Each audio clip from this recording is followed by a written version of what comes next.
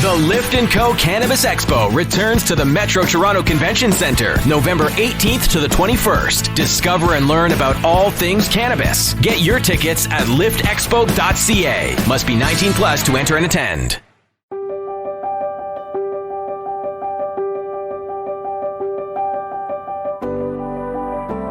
And I must admit myself, I had goals for him to being in regular school and things, but he has so far surpassed any goals I think I had or his parents had. And so, by the way, we all had tears of joy after his first baseball game. And even like last Tuesday night, he had a baseball practice and he had a great line drive. I think he called him out to left field. And anyways, and he was really happy with his performance. So it might be just baseball to some people, but to us, it's the sign of the final piece that Shay is back.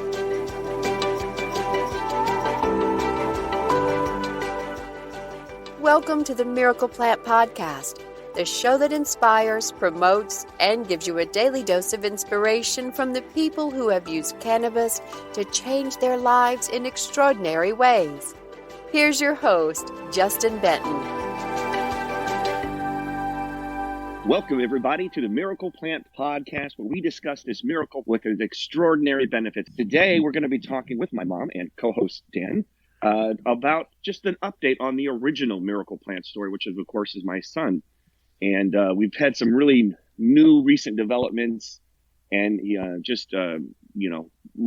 everything we could possibly ask for as far as how far he's come along. So I know my mom has been published in the American Endocannabinoid Medical Journal and on the case study. And I kind of wanted to have her start off with giving a little background and reference. And then we'll kind of give you the latest updates that this miracle plant has helped us with. So over to you, Mom. Thanks. It's always great to be here.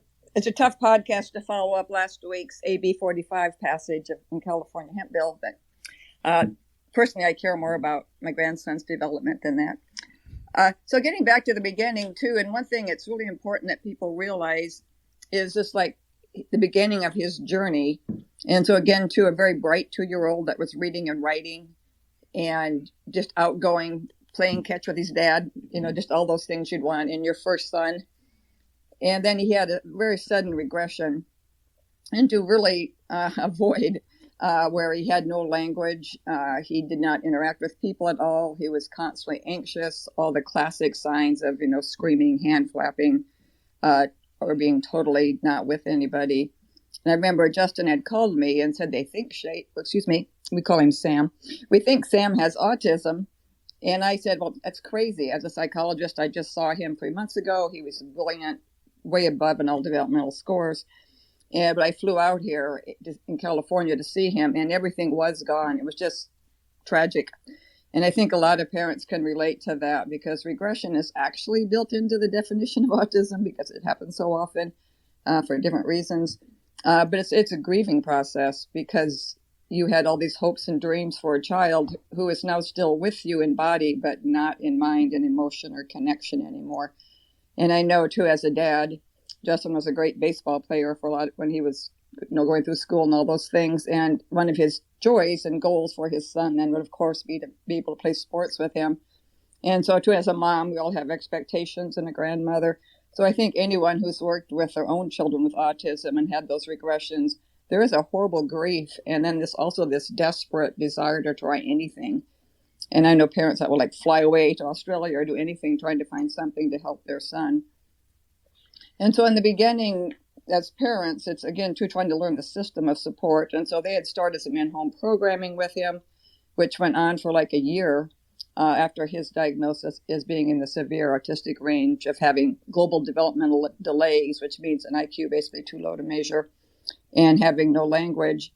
And the first year, there really wasn't anything that I could tell that was really accomplished. And then I moved out here after that. And then we started some more structured programs with him. And he also had what's called behavior interventionists from a local agency that came and worked with him. But I worked with him personally about 4 hours a day. And then pretty soon it turned into the two of us, BI and I, working with him 2 hours a day. And then I was often in the home also to work with him during the evening hours in terms of eating and dressing and basic skills. So he was getting a lot of assistance. he was also getting big changes in diet: no dairy, no meat, very, very little refined sugars, avoidance of all anything environmental toxins or whatever to get him near, because he did have high levels of toxic metals and different things, and Roundup, by the way, in his system. And so this was a really busy, structured program that we did with him.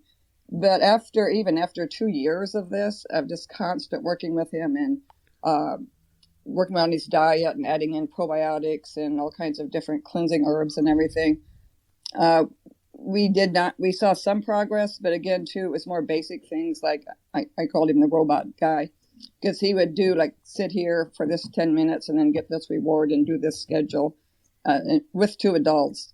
He could do those sorts of things.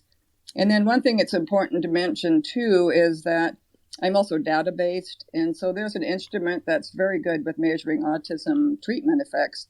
It's called the Autism Treatment Evaluation Scale. Anyway, so the ATAC, we call it. So it showed in the beginning that he was, again, too, in a very severe range of autism. This scale goes up to 179, and the higher, the worse, the more symptoms you have. When I first did it with him, I got like a 148. And then when we did it again before I was getting more structured about collecting data, he was like in the 120s. And then anything over 104 means severely autistic, expecting constant support in school, institutional, or some kind of support as an adult. And it's like the 90th percentile, of autism. And so that's where we, again, kept doing this other intervention I mentioned, this constant teaching and rewards and training. And again, too, it just wasn't enough. And so that's when Justin, seeing some other experts or whatever, too, had come up with the idea of CBD, because it had helped with other neurological conditions. And we started that in the August when he was 4, and it was just amazing how quickly it made a difference. Justin often talks about in October at the pumpkin patch when they were able to give him some CBD, and again, too, within about the 10 or 15 minutes it takes to work, he was calm and then enjoyed an activity socially, which had never happened before.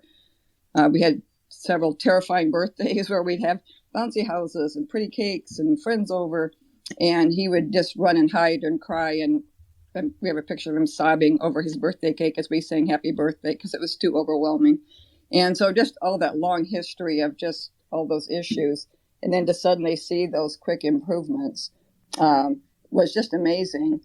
And so by the time he was in kindergarten, he actually was able to go to regular school, and there was like a transition for a bit where there was some advice to the teacher, or we could answer questions if she needed help. But I know she sent a note in October of his kindergarten year saying she really didn't need any help. He was doing fine. And so now he's moved forward now. He's finished 2nd grade. But anyway, so when I did some follow-up data at the end of a year with the CBD, and by that time, his scores had dropped just incredibly substantially. They were in the average about 20 on the ATAC, and the 20 is the beginning of the neurotypical range, they call it, or again, to normal kid range.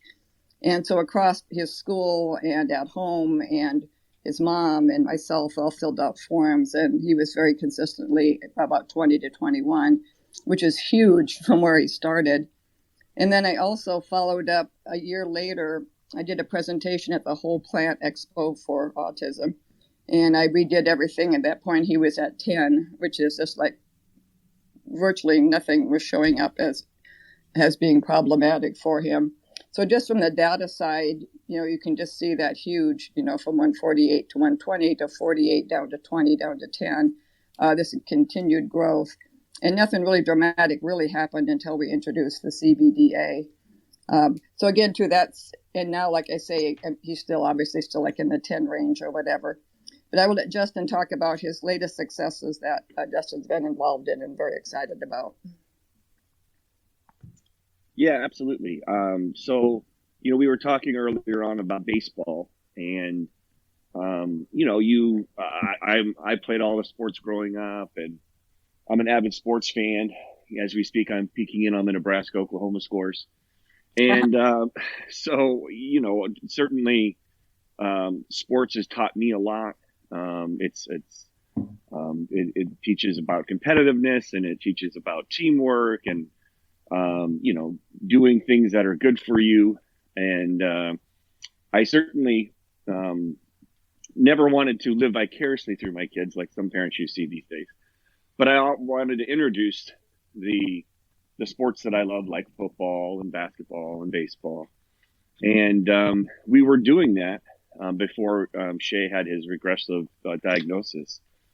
And so the great, incredible news was we had just a local YMCA, and we're getting them signed up in some camps, and one of them was a baseball camp. And we, it's you never know how developed they're going to be or how much coaching or whatever it is. But by the end of the camp, one of the instructors said, "Are you sure he's never played before? Because he's like an incredible talent and has got amazing skills." And so with that comment, we started looking around to see if there was any leagues that were around for this fall. And I found one and was able to get him signed up at the last second. And I signed up to be an assistant coach. And so I kind of had to give him a crash course in baseball, because he never had really played it before and never had really watched much of it before.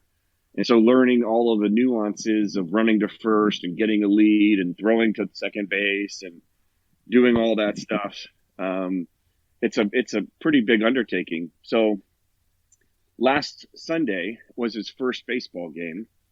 And, we didn't really know what to expect. I mean, we had taken to some practices. We had some good coaches, but we didn't really know how it would go. And so, lo and behold, and I was there being an assistant coach, so I could help, usher things. And, in 15, 9 to 10-year-old boys is a challenge in and of itself, helping with them. But yeah, Shay went up there and he got his bat and went up there and he hit a couple pitches, and one of them was fouled off or whatever. And if you get 3 strikes in this league, the catchers never seem to hold on to the ball, but they would like drop a ball, and you could run to first. And he knew all the nuances, those little things, and he would listen as we'd say, "Go run to first," and all those kinds of things. You've seen the videos where the kid runs to third base because they don't even know which way to go. And anyways, she just did great. And then we had him in the outfield, and we really worked on hitting the cutoff man and hitting second base. And there was a ball that was hit to him, and he fielded it correctly, and he actually threw it to first base because everyone was yelling first base. And the first baseman had just got swapped out, so he just wasn't quite with it. And so had the regular first baseman would have been there, he would have caught it, and so Shay would have thrown someone out on the first baseline from right field. So, just being able to see that and have the full circle where, you're seeing and right now he's shooting hoops. We have a little indoor hoop thing that you kind of do with a carnival or whatever. And he's just got 52 point score. And he's like, "I think I'm going to get 80. And so, we just, he counts up all of his rounds, and he just hit over 9,000 points that he shot inside the house. And so I said something, because he's been watching that Space Jam 2, and LeBron James is on there. And I said, you want to beat LeBron James, or do you want to have as many points as he did? And he goes, "How many points did LeBron James get?" And I, we just asked Siri or whatever, and it was like 37,000 points. So now he's got his goals to outshoot LeBron James. So, and that's why we wanted to come on here and just give our story. That's how the Miracle Plant got started. It's how our organization got started, as a story of hope, of real hope. Because there were some dark days for us, and there's been a lot of dark days out there for a lot of families. If we're just talking about autism, and that there is hope. When I was doing the research and with my mom, there just wasn't a lot of hope.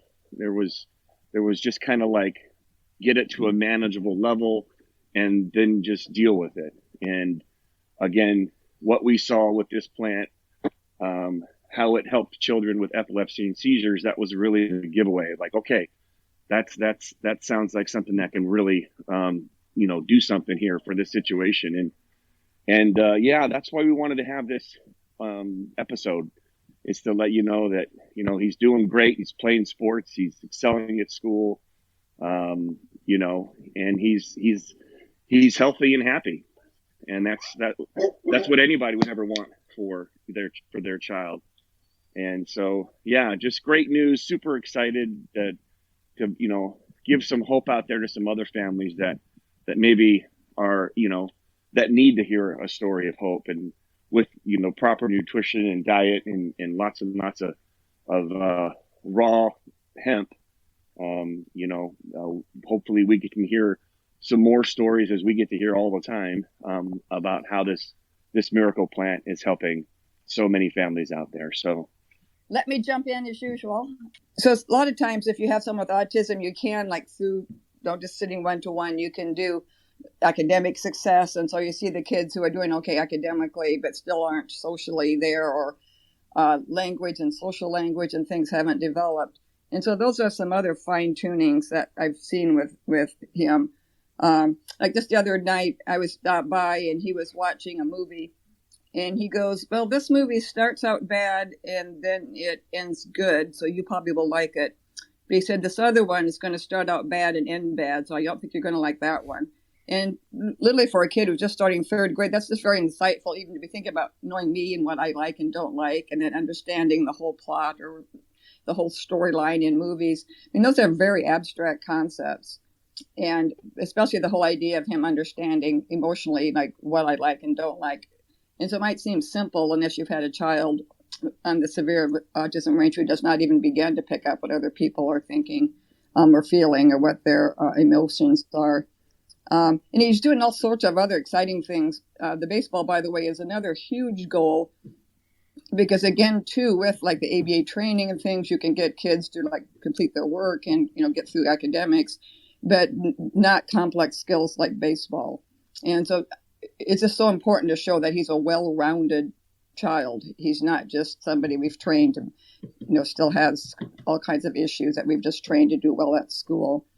And so there's all kinds of simple things, like Grandparents' Day. And when I went, he was just with a group of his classmates, and he started playing up some things. And pretty soon the other kids joined him, which is another good sign in the classroom that he's perceived as a leader or somebody doing something interesting. And he takes ninja classes, like that Ninja Warrior show you see on TV, and loves it. And so again, too, he's learning to play the piano and singing. Just a huge range of things that no one would ever have dreamed of or expected him to be able to do. And then again, too, I'm just so impressed. His mother was telling a story. He has a big remote control truck, and they were on vacation, and he saw some men playing with their remote control trucks, which is funny to me. And he joined in, for like an hour. And so those are the kind of things that you can't capture on any kind of an instrument. But to me, those are the things that show that you really have moved beyond autism in terms of all the different social and emotional language and interaction skills that the kids don't have. That just that huge wide range of things that he's doing. He reads for pleasure now, and he likes to read every day, which is another huge benefit that you just don't find. So again, in the final thing, I can't ever emphasize enough, is just his abstract thinking, because that is kind of the hard thing that's hard to bring back. And he just constantly asking me these in-depth questions about things, and that he's really thought through. And then the final thing is just his empathy.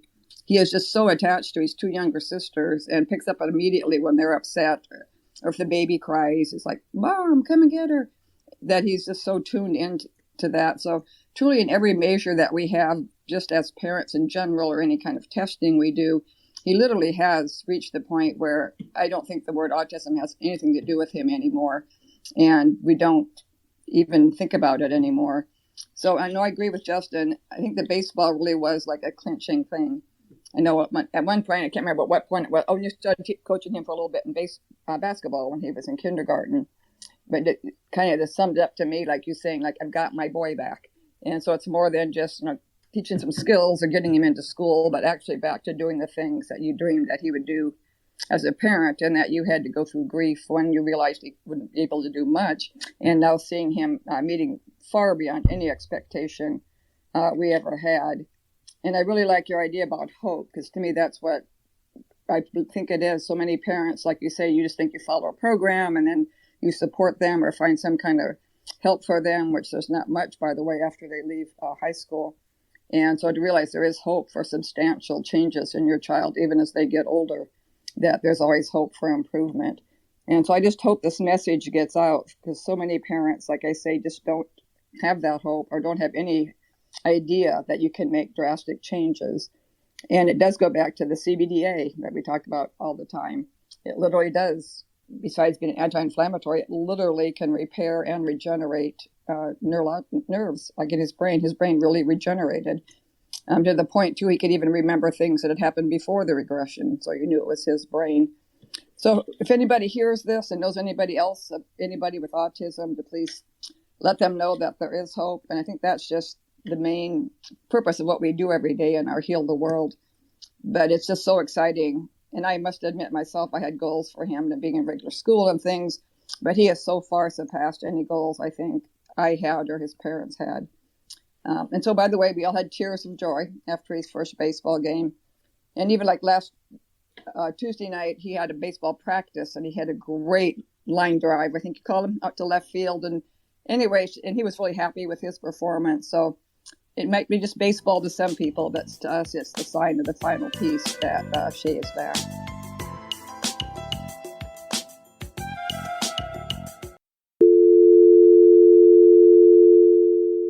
This is the sound cannabis companies hear when they try to place an ad on Facebook, Twitter, or Google. The tech overlords' arbitrary discrimination against our industry is unfair, but until they change their restraint of trade policies, we need an alternative way to share our message with our customers.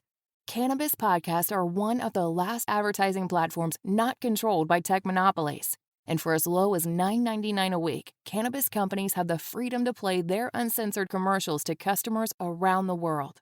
Don't let tech bosses dictate how you run your business. Go to PodCONX.com. That's PodCONX.com. And for just $9.99 per week, you can go from this to this.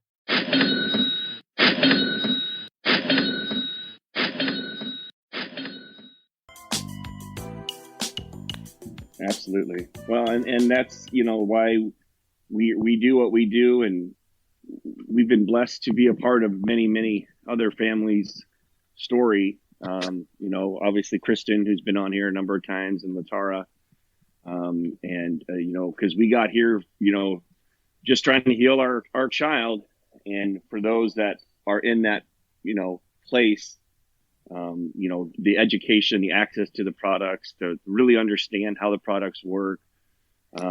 Obviously we send products for free to try and have compassionate discounts for just about anything. And it really is to pay it forward. When I started seeing the stories of so many people with so many other autoimmune diseases and things like Parkinson's and Alzheimer's and cancer, that's when I started to see the improvement in people's lives. And it was abundantly clear to me that this is something that I could definitely pick up the torch and run with, and keep singing from the mountaintops that, what we see, and, how coming on here and doing the podcast and traveling around the country and the world and getting on stages and we've come a long ways as an organization, and as an entire consciousness about this plant. I know Dan has mentioned that before in the past, and just thinking, how far we've come with access to, cannabis and hemp from, in the last 5 to 10 years, when it went from illegal to essential during the pandemic, was really a big eye-opening movement. So just, before we wrap up, Dan, did you have anything you wanted to add on? Well, I think that a lot has to do with your family and your family's commitment to this, which you just sometimes downplay. But every time I hear this story, I'm like, I have 3 children of my own. I mean, I can't even imagine how difficult that must have been to put your life on hold to do whatever you could to get your son back. Between Janet coming to and working with you, and I mean that was a gigantic commitment, and it's really admirable that you're taking what you learned and sharing it with other people, because not everybody has the wherewithal or the ability to do what you did, and now paying it forward is your life's commitment, and that's, that says a lot about your, not just you but your entire family, because this, and someday there's going to be a day in the future, I'm not sure, it will be quite a ways down the road, we're going to have your son as an advocate. He may say, hey, this was me, and now look at me. And that's so cool. So just thanks for everything that you guys have done. Absolutely. Yeah. It's been a journey, but they say your message comes from your mess, and we're very happy that we're able to pay it forward and play baseball, that old father-son tradition. So yeah, and thanks for all your work helping with us too, and thanks for everybody for tuning in. At the end of every one of our episodes, we always say heal the world and send out that energy, because people out there are looking for an answer, they're looking for hope, they're looking for a solution, and we hope they find this podcast or find our products or overhear a story and give it another look. And see what happens when you keep the plant raw and in its whole form, and what it can do to help our bodies find homeostasis and heal itself. So on the count of 3, we say heal the world. Let's unmute the mics and send everybody off this fine weekend. 1, 2, 3. Heal the world. All right, everybody. Thanks for coming in and tuning in. We'll see you next week, Clubhouse, 10 a.m. Pacific on Saturdays. And we can't wait to bring more stories and hear your story of how this miracle plant helped you and your family. Thanks for coming by, everybody. We'll see you next time.